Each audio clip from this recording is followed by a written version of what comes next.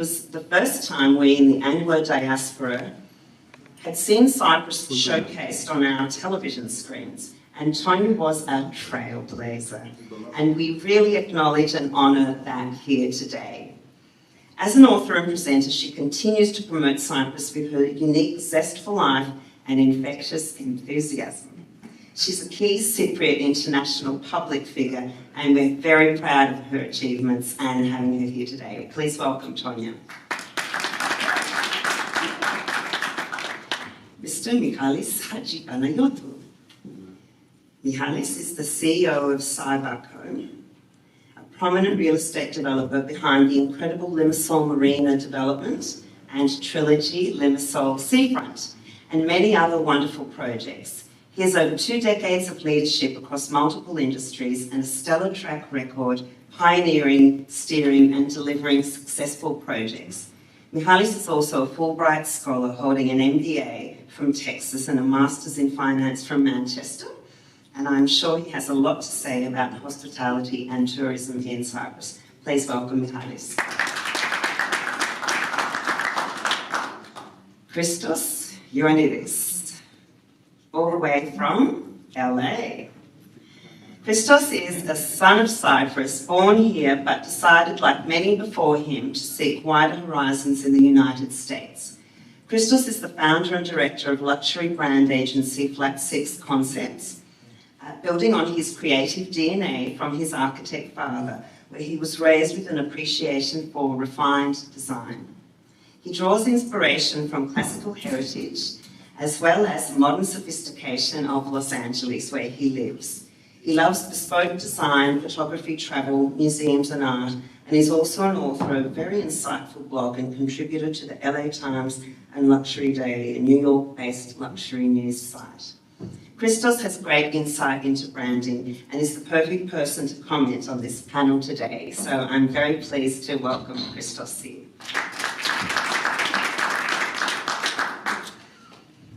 It is a given that everyone here this morning knows how beautiful Cyprus is. From our beautiful coastline to our mountains, our natural landscapes to our 11,000 years of history, from the Neolithic settlers of Europe through the Archaic period, Classical period, Roman, Christian, Byzantine, Lusignan, Venetian, Ottoman and British periods, Cyprus is a treasure of the Mediterranean. The Cyprus Tourism Organisation has an excellent website, and this is a fantastic place to begin your search on things to do in Cyprus. It covers sun and sea, sports and training, health and wellbeing, gastronomy, which Tonya will tell us all about, culture and religion, golf, itinerary routes and family activities, a wealth of information with hyperlinks and audio guides. This is an excellent place to begin. I also see a lot of infrastructure development, and so that is also a very positive thing. Our tiny jewel has the makings of a thriving tourism destination, and indeed we have many strands of that already in place. We have some dynamic people and businesses here with big ideas striving for excellence to continue to develop the hospitality and tourism industry so that it does become a premium destination for travellers, and that is something we're going to be focusing on. We have a lot of work to do to realise this goal, so without further ado, we're here today to discuss our industry, understand our strengths, recognise our weaknesses and focus on what we need to do to ensure that Cyprus fulfils its extraordinary potential to be a leading international destination. Whilst recognising the past, I would like to keep this discussion forward-looking so that, with that in mind, our first topic for exploration is technology.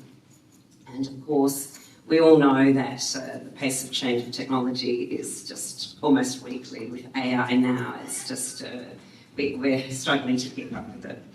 So, firstly, perhaps we can start with Tonya, and she can tell us a little bit of her story, and we're very happy that you've joined us today.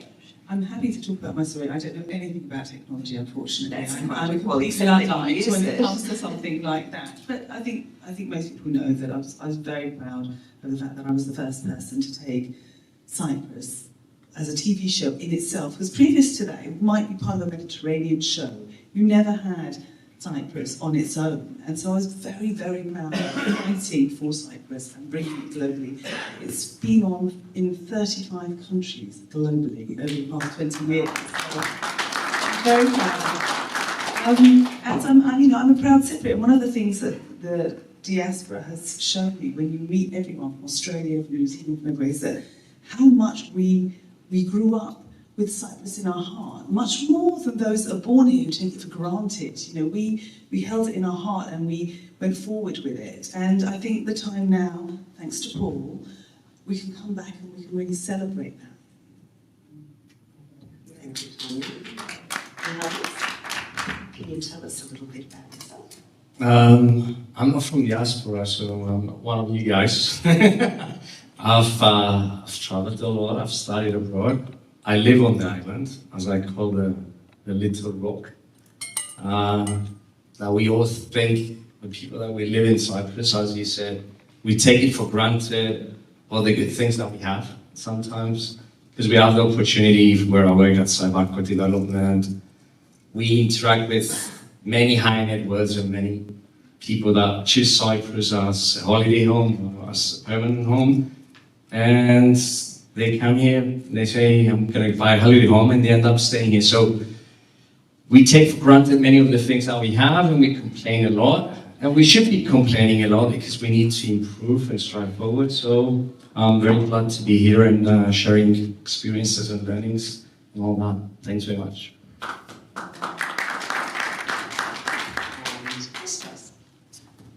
So I'm Christos, and I left Cyprus when I was 19, and I'm 52 now, so I've been away for a while.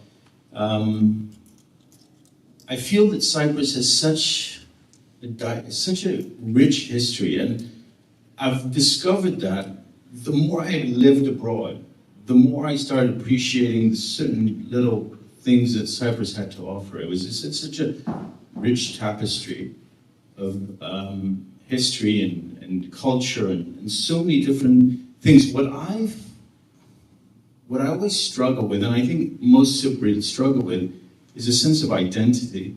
Because Cyprus has been it's been a conquered land over the years, as you all know. And we always strive to find out, are we really Greek? Are we Ottoman? Are we, Middle Eastern? So there's this struggle of identity, which we have to own at some point and say, this is who we are. We're proud of it. We're not Greek. We're this unique culture. And I think that's where we're missing, and we're not confident when we go out. When people ask, where are you from?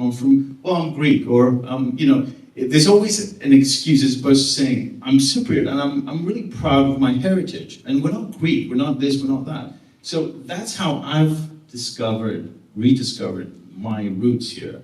And I thank Paul Lambis for inviting me to be part of the diaspora. It's a great venue, and I'm enjoying it. Thank you, and I think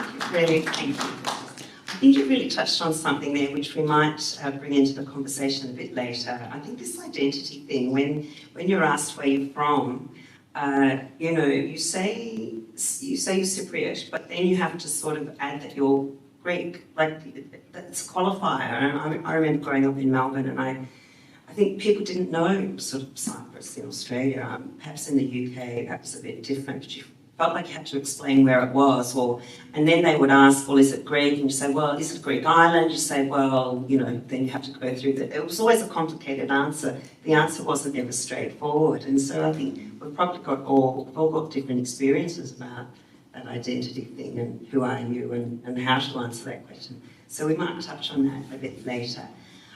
Just going to throw to Tanya, what do you see as the main drivers of the hospitality and tourism industry? What are the main drivers? The island. I mean, there is nowhere better. We have the most beautiful island with the most beautiful products. We have history, gastronomy, we have everything. But what we do have to do is make sure that we market it correctly. Yes. Just to hark back to when I first started my series, the only thing that was on British TV about Cyprus at that time was the Ayanaba love boat or sex boat, which I found completely abhorrent. That wasn't the Cyprus I knew, that's not the one I understood, and that's kind of one of the reasons I really dug my heels in and thought, I need to change these perceptions there. And what we do need to do, and I think what my shows do, and I do believe that kind of non-fiction editorial TV shows, this type of thing brings people to the island, is bring the right type of tourism. We want the tourist that wants to learn a bit about our culture, wants to learn about our food. I mean, we've got halloumi. We invented halloumi. We have guandaria. The world doesn't even know about guandaria. We need to start promoting the things that are singularly ours and be very proud of them.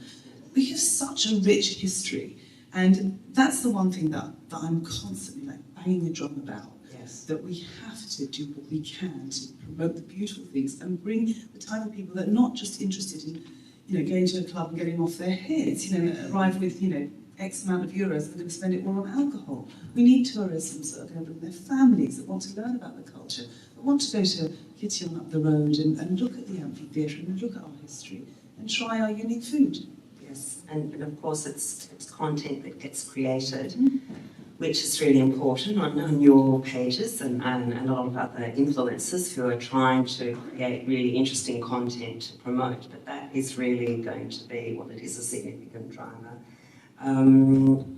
Yes, so Christos, what are your thoughts on social media? I completely agree with you, Tanya. I mean, the image of the island is so skewed. And, when I was on my way here from another hotel and I was driving by and I saw these pillars, that if you notice, there's these just ancient pillars just sitting there on the left.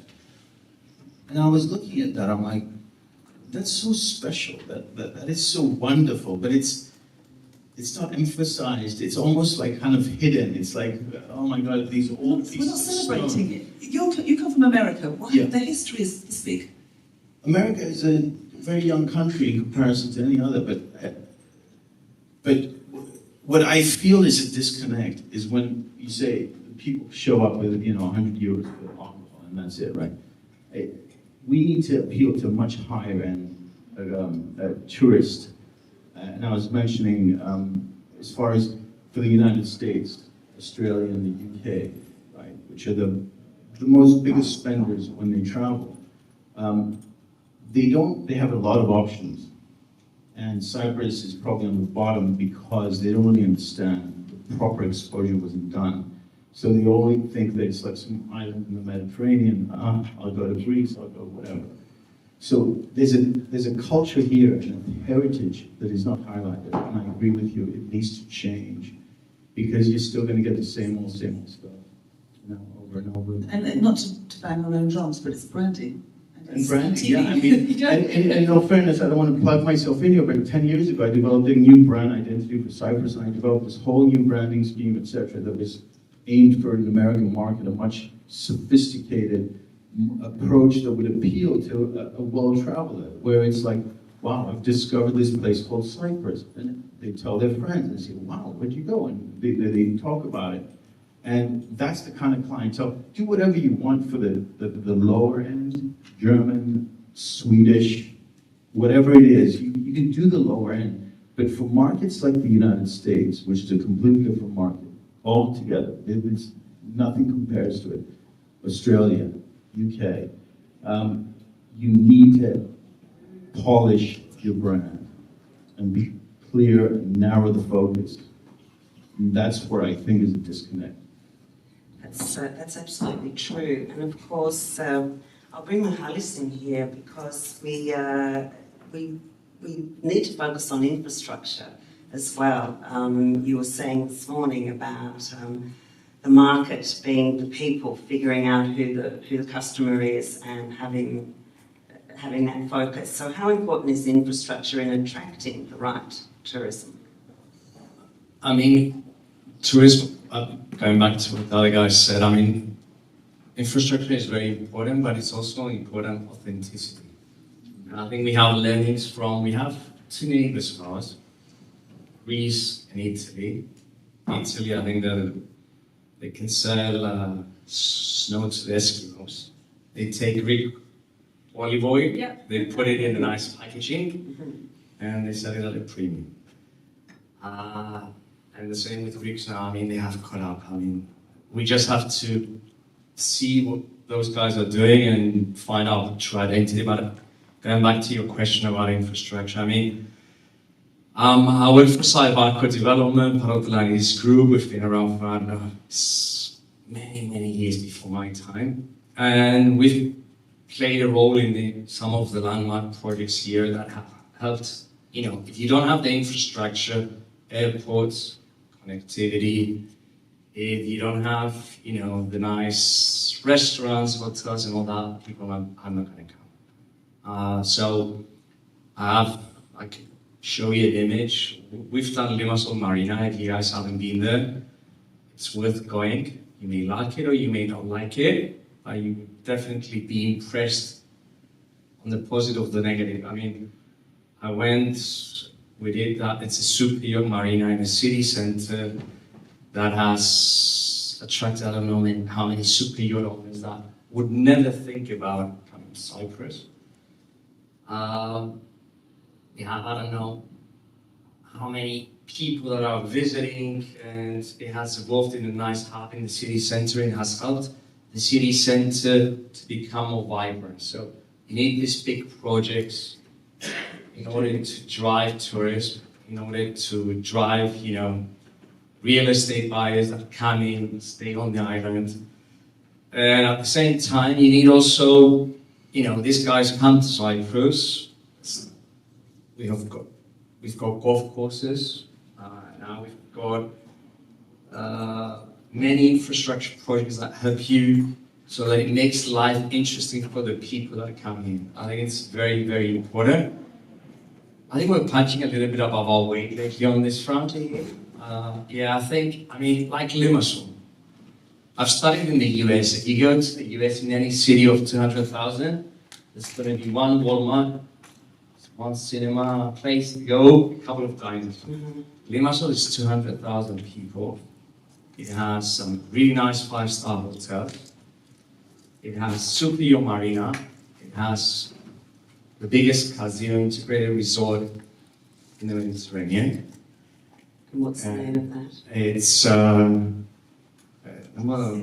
City of Dreams, which is, you know, I'm not a casino fan, but it's impressive that in a distance of 10, 15 kilometers, you find all those. There's food, good food places, and at 20 kilometers you have mountains. Yes. So Yes.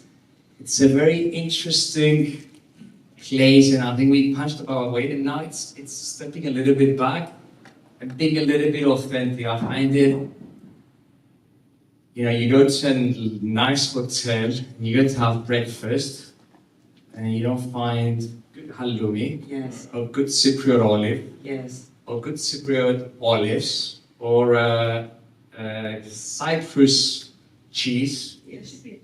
Yeah. Sorry, I think everyone can hear me. Yeah. I believe that the hotel should pay tax if they don't have any Yes. project Yes. in their hotel. And I think that's a real big change because we have to start being more cultural, having our own ingredients, and not be so obsessed with the money, but be more authentic. Exactly, that's what I was talking about. This identity issue we have. Don't try to be like Dubai. I was right? You're not going Dubai. to mention Dubai. We don't So really want to go it's- down that You're path. always looking at these like Dubai. Hey, So let's be like glitzy. Dubai. Hey, wait a second. No, actually, let's be like Santorini. Wait, oh no, wait. Let's do, you know, like Sardinia or Malta or whatever.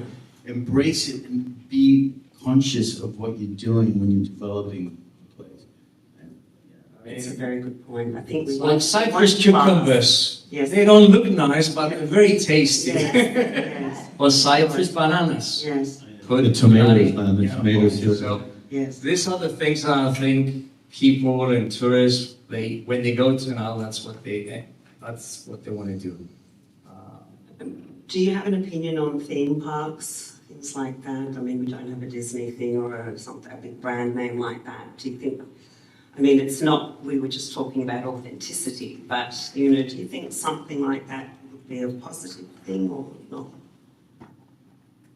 I mean, I'm not Family travel and things like that. family choice. Actually, there's a lot of things to do with the family if you come to Cyprus. It's just you have to look to find it, and that's where I have a different opinion. You have to make it easy for people to find it, because there's a lot of, if you come like now in Cyprus, you can easily go with your family and have an amazing, go to the sea, go do water sports. Your kids can learn how to do water ski. Yes. You can take bikes, go up on the mountains. There's up very close to some villages, there's some outdoor things that you can do with kids. So I'm not sure if we do a big mega, Disney or whatever, it's Cyprus. Yeah. We've got great theme parks where people can go and go on rides, but leave it small. Yes. Yes. Like you were saying though, there's, I can't think of one around Liverpool, but there's, for example, just outside Rannick, there's the Woodside Herbia. She has a lavender garden. Every season she does something different, whether it's making summer garlands, whether it's Christmas garlands, they celebrate everything. Everywhere you go in Cyprus. So we need to do a better job of promoting You have to do those you have to things. do them. That's the insanity. Yes. I'll give you an example. Now we're involved in Trilogy. Trilogy is like the big project now in Cyprus. It's 2 high-rise towers, big plaza. There's a smaller tower at the back. We're trying to create a community very close to the city center. We have some restaurants. So we brought a culinary advisor from abroad, Greek guy, Athinagoras Kostagos, that has done Bacchanalia, he has done in Mykonos, Toimos, Skopjos. He came to Cyprus, and I was with the chefs, the team that they cook in all the amazing places throughout the world. And I was telling them, shall we go and try this food? And they were like, no, we're gonna have souvlaki and sheftaya.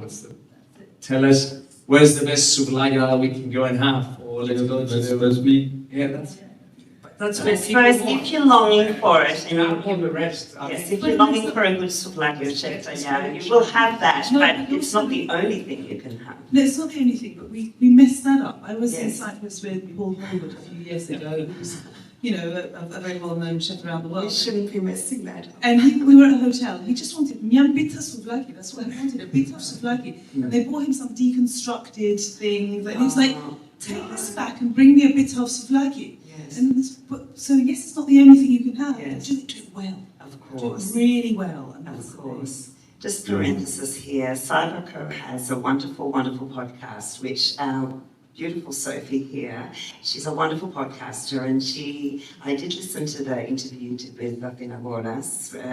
How long ago was that? Okay. It is amazing. So if you find it, where can people find the podcast from? has a YouTube channel, and we're on Instagram, Facebook. So take a listen to Sophie's podcast. She interviews some really amazing Cypriots, but that one with Athinagoras, he's so intense and so he's just so dynamic. And so the restaurant is opening. It's going to open at Trilogy, or it has. We have one that has opened recently. It's called Musa, which is Cyprus and Greek Davos, a little bit more sharing. And now we're very close to opening also another one, a little bit more high-end, open firing. Yes, so it's going to be a little bit more fancy.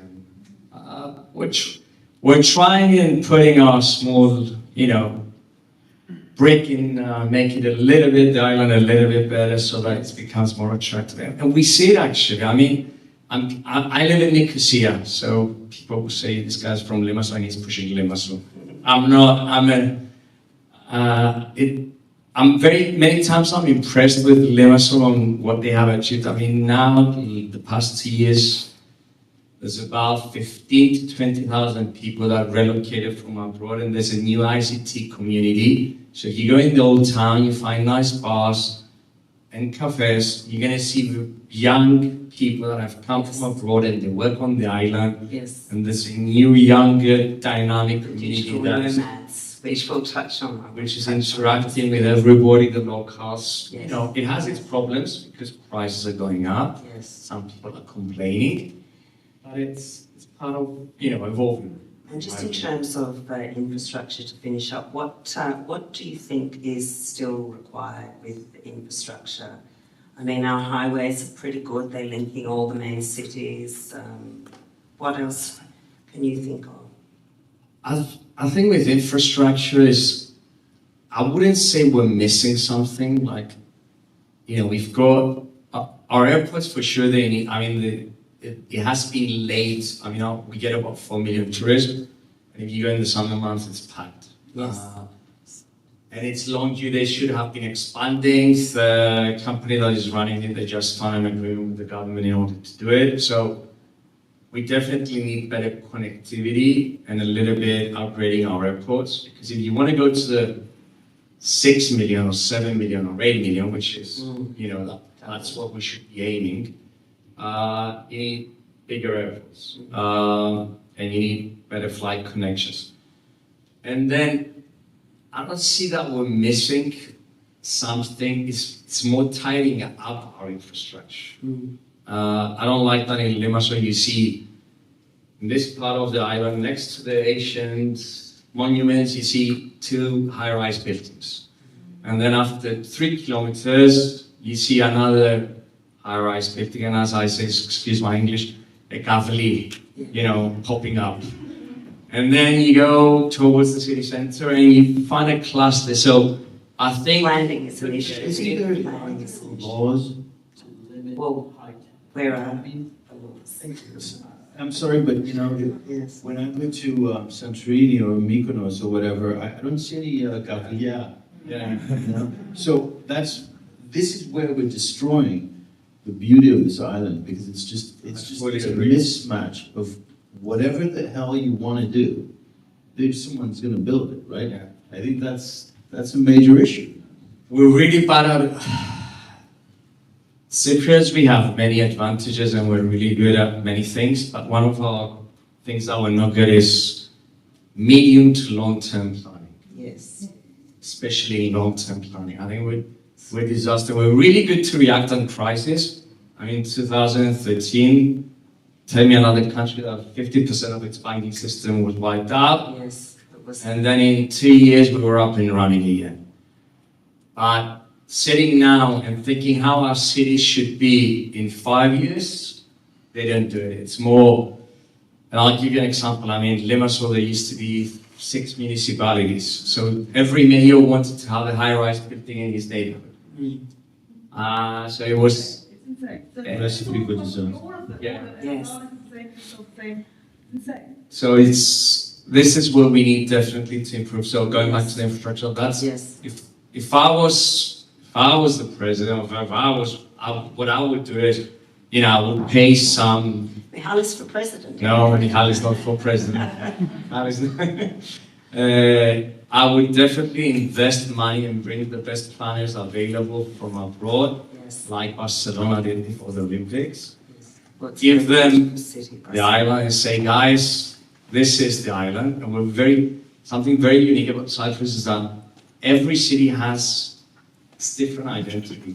I mean, Paphos is different, Limassol is different, Lambis is different, Yes, Yanava is true. different, and you can attract and make different stories. Yes, that's absolutely true, actually.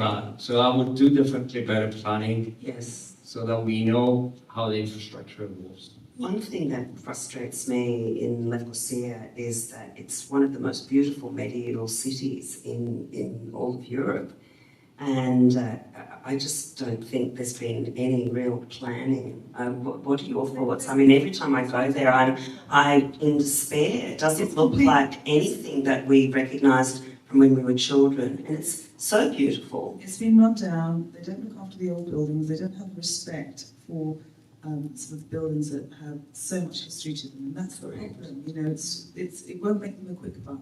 But it's what you said about planning forward.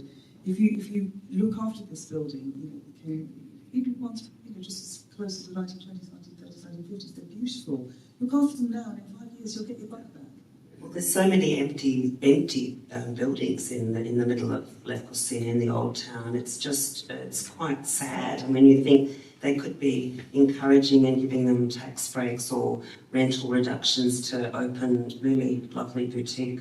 The game changer for me for Nicosia is because they're trying to, it's a beautiful city, So it is a beautiful city. Has everyone been to Nicosia, the old city there? You live there? But unless they manage to bring some companies from abroad to set up their headquarters, so that, because if you bring a company with 3,000 people, imagine Nicosia, that is 250,000, imagine the jump in population, the dynamics, and what happens, and the effect that it has on the restaurants. But it seems to me everyone's living in the suburbs now in Lefkosia. Not many people are really staying in the. That's the kind of story that happens in London.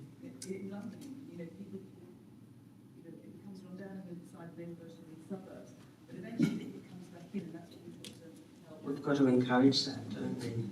That would be lovely to see. Okay, let's just touch a little bit on consumer preferences. I think we can all safely agree that the days of servicing charter flights from the UK, busing them to the beaches and offering English breakfasts and fish and chips is something that we really want to move on from. As I've described and Tonya has talked about, Cyprus has the most amazing products to offer travellers in terms of gastronomy and all the different elements to the tourism product, the nature trails. Of course, we've got beaches and things in the mountains. The beautiful mountain villages are so nice. And we do have this huge emerging market of digital nomads and the non-dom program, which is attracting people here. This idea of the leisure industry, business and leisure.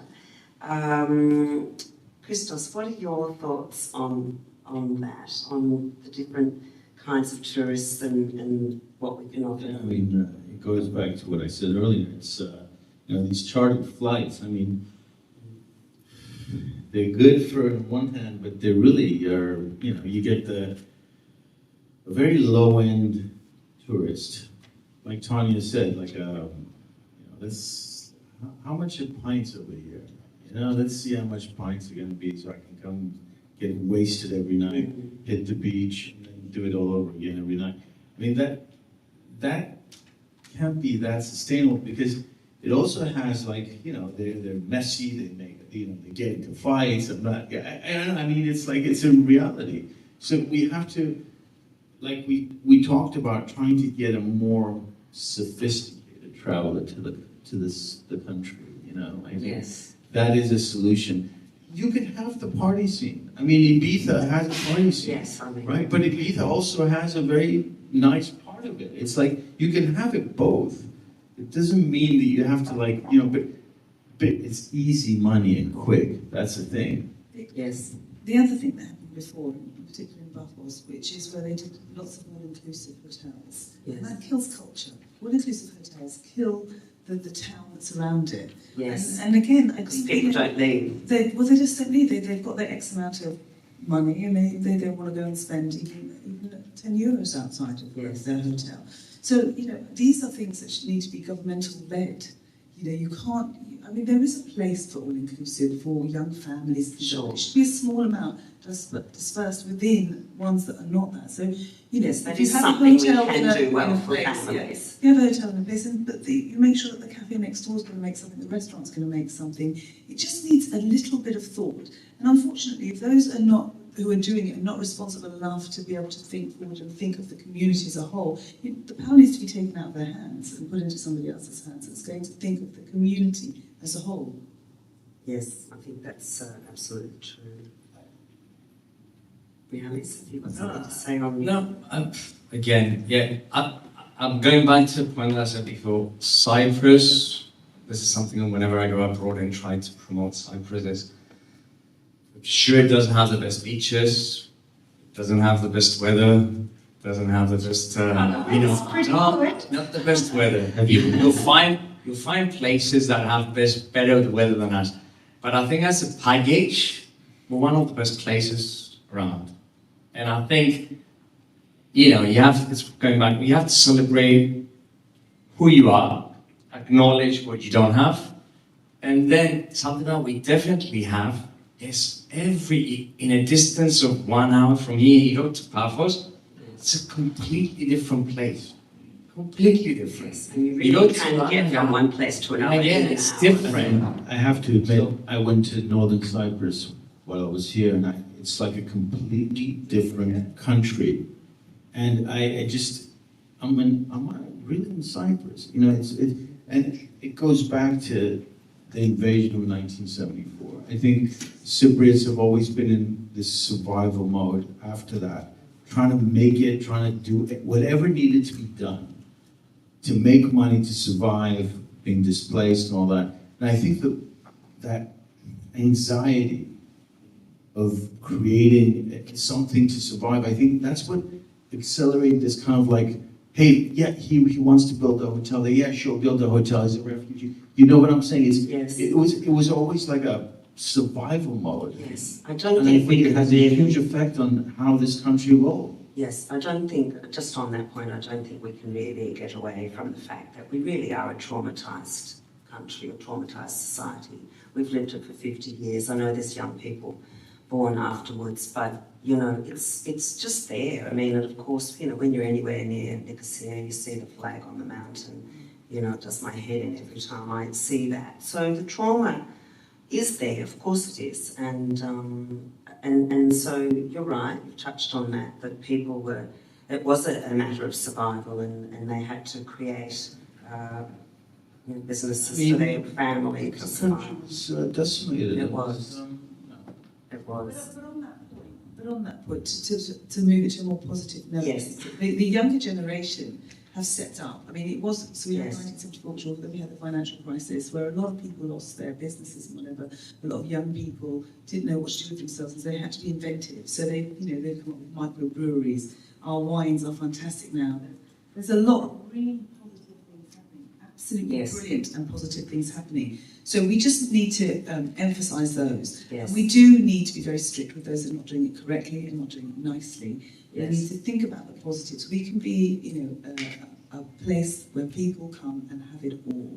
They go into the mountains, they have the sea, they have great food, they have great wine. We're doing it all really well. But I just think we need more sanctions to make sure that it's done correctly. Like, I mean, one of the examples that I have is that a few years ago, I was in a village, I'm not going to call it out, but I was having a Greek coffee and I wanted a glico, kariraki, with my coffee. And they said, croissant. And I basically said, and that's what I'm still so barisi.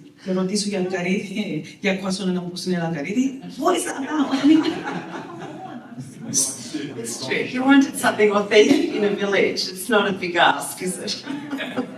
They need to be, you know, you need to be able to be more patriotic. You know, you have to understand that what we have is brilliant. Be proud of it and sell it. I think that's And it will sell well. I think it will sell well. Because, you know,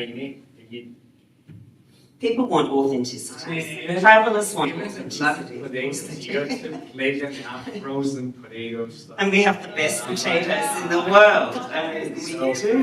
She's had that fun. Listen, The government, there's a lot that the government has to do. And, you know, Yeah. I don't know if it's sanctions or what or incentives, but unfortunately, and I don't want to be negative, we're going into this whole world politics bullshit. Whoever says the truth, you know, gets busted and Thank you. Censorship. or whatever. So we Cancelled. need to keep pushing. Otherwise, We do. you know, And we have to stay positive. You know what I miss the most is when back in the day when you used to drive on the freeway or road and you had to stop and there was a whole traffic jam. What's going on? And you see this whole bunch of sheep with a shepherd crossing the street. I find that so quaint. I see that. I gotta drive. I'm gonna go find that shepherd. I'm gonna go find you that don't sheep. see donkeys anymore in the hood. Yeah. Like they used to, I remember as a child having the donkey ride on Buckle's donkey. You don't see a donkey anymore. Well, yeah. I mean, with the goats and the sheep, you still get up in the mountains in the villages. Definitely. So one of the things that I think has changed is this attraction of digital nomads and the non-dom tax. There's some influences around now. There's one young guy that was here last year called Ricardo Go. And and I see Elizabeth here in the audience, and she's a wonderful author and promoter of Cyprus. No, but she's a resident, but she's a promoter and of Cyprus, and a wonderful one. And I think, we're very fortunate to have people like that. But I think that, what are your thoughts on this, on digital nomads and attracting these younger people who are a bit more portable, sort of around the world? What are your thoughts on that? Anybody? I think it's lovely that you managed to attract that. For me, Cyprus, I mean, we shouldn't forget we're 800,000 people. So part of making it a better place, and we need more foreigners to come and live here. That the foreigners that come here, they're more Cypriots in many ways than us. It's like you guys that you live abroad, you're more Cypriot than many of us are on the island. So digital, we appreciate it. yeah. Yes, And I think we even miss it, and we want to. and the foreigners, the digital nomads that they come on the island, I mean, they go every day, they finish work, they go to the sea, they go cycling, they go to events, and then most of my colleagues, Cypriots, they live in Limassol, and they might go to the beach, 10 days a year. So I think it's part of where Cyprus should be heading. It's helping a lot the economy.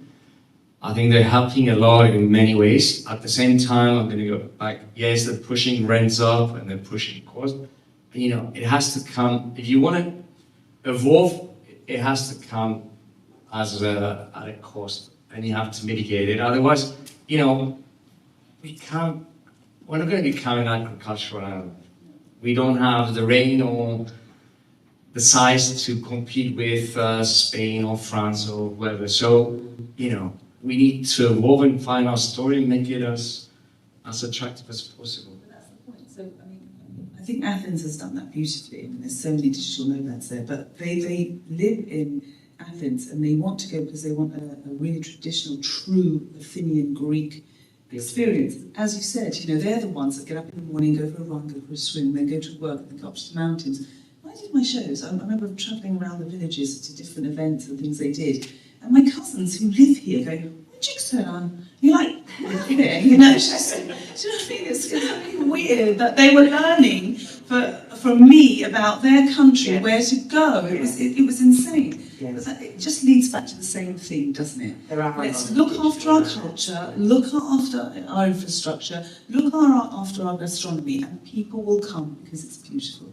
It's like, that's true. I mean, I'm going to go back to Sophia's podcast because she came to my office, she crushed in as always, and she was like, I want to do a podcast, it's not going to be real estate developers, it's not going to be with real estate, we're going to promote Cyprus, it's called Destination Cyprus, it's approved, I'm going to go and do it. And of course I had to say yes, because there wasn't any questioning. So, and she started interviewing people like the lady that has done the movie on Netflix, Stellana. And that movie on Netflix, you can say it's nice or it's not nice, but many people have seen scenes from that movie and said, where the fuck is this place? It's beautiful. Exactly. Is this in Cyprus? Yes, and that's where we have to take our message into mainstream, and we have to get content made, and films and songs and music and TV programs and everything. But you have to manage it, because that thing was promoting Cyprus. We had another interesting movie from Keanu Reeves, which I think it didn't do anything to promote Cyprus, because it was, I don't even know, so that. So we have to be, the government is it needs better planning. I'm going back, it needs better planning and more long-term thinking from the government and from us, business people and everybody that's Cypriot. So we don't have much time left. I think this conversation is fine, but I really wanted to give Tonya a chance to tell a bit about her story, about how she managed to get those programs up and running, and does she have something exciting coming up in the future? Okay, so getting my new kitchen and my Cypriot made was something impossible that couldn't be done. But I was so naive, I didn't know it couldn't be done, and so I just plodded along. I was the primary school teacher in Tottenham, I'd done some television, I'd had some books that I'd published on healthy pregnancy and things like that, and from that I took that little grounding and I ended up going to being put on other TV shows, and that's when I realised I want to make a show about Cyprus. I want to make it about my country, because mine's the best. I want the best of everything, and I need to show the world. I went to almost 200 production companies and was rejected every time. Eventually, the London ones were all, I couldn't get any more London appointments, so I ended up going to a production company in Birmingham, and they saw my vision, we worked together, we got it planned, and, you know, sod's law, I got my commission when I was 3 months pregnant. I was filming the first series with a 10-week-old baby, but nothing was going to stop me from making this series. And so the thing I would say, especially to young people, is if you believe in something, you have to persevere, and it will happen. And just to finish off now, I've been offered another sponsored show by ITV. So I am open to be listening to sponsors who would want to sponsor that show. I think it's a time, the last time I filmed Cyprus was 14 years ago. I think it's time to revisit Cyprus and show what we've got now. And look, I think we've got so much talent and we need to be creating content, and I think we need diaspora people to be also participating in that. Absolutely. Christos, I want to finish up with you, the importance of messaging and branding and messaging to the right people, and how do we get that right? Yeah, I mean, what you put out is what you get in. You know, you put out cheap, campaigns that are lazy and, showing people eating garpuzi on the beach. It's not exactly a very sophisticated clientele you're appealing to. I mean, I think we should, with Cyprus, I think you should always highlight the beauty and the curium, the mosaics, the beautiful, pottery. I was at the Met in New York last month, and I'm going through the Cyprus, gallery there. It's gorgeous, beautiful pottery from The Cessna 5,000 BC. I'm like, amazing. so this is the country I'm from, but yet we show a completely different image to the world. So it's so bizarre, and I think that the messaging needs to be a little more elevated, and to highlight the great food, the halloumi, for heaven's sakes. I mean, geez, it's and like Mandaria, which never gets a mention. Michelin star restaurants using halloumi. I mean, that's pretty good, man. That's pretty good. So the messaging needs to be changed a little bit. I think that's my. And one very quick last question. What's your favourite place? I'm going to ask all three of you. What's your favourite place in Cyprus? Let's go, unless she's on disco. London is the best. That's it, full stop.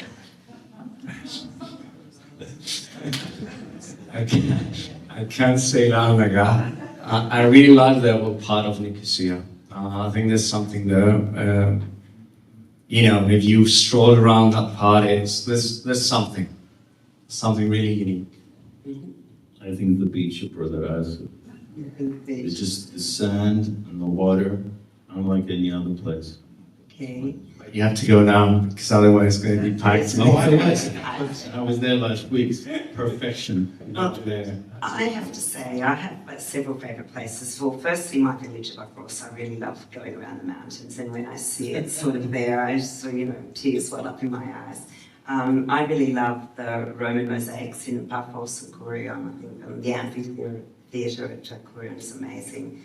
And I'm really quite partial to the medieval part of Lambis, which is why it disappoints me that it's in such a sort of bad way. But the Venetian walls and the bastions, I think they're very beautiful. But there's so many lovely parts of Cyprus, I'm sure you all agree.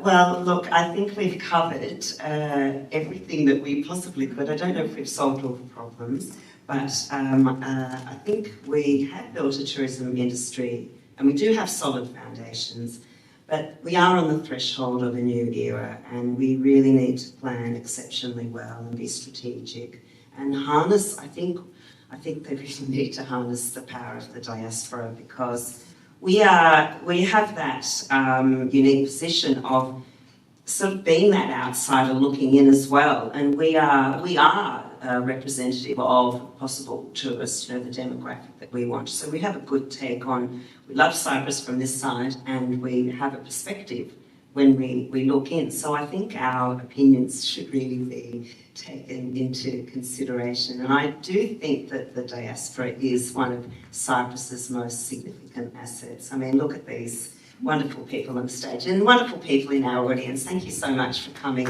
on with us. I think we really need to urge the Cyprus government and the Tourism Office to be strategic, and together I think we really have a wonderful product to sell to the world, and we really need to get it up there in the messaging so that people aren't asking where is Cyprus and is it a Greek island. I mean, in Australia we're so far away, but I think the American market and the Australian market are. I think there's probably Chinese tourism coming. I think Costa might be able to answer that. Do we have Chinese travelling? No. Okay, so there's obviously a big market because they're very respectful of ancient history. And that's one of the biggest things we do have to sell, this 11,000 years of history. Well, thank you so much to Paul and the team. The whole team here has done a wonderful job. And I really love to thank my panel members again, Christos, Michalis, and a wonderful Tonya. Thank you so much.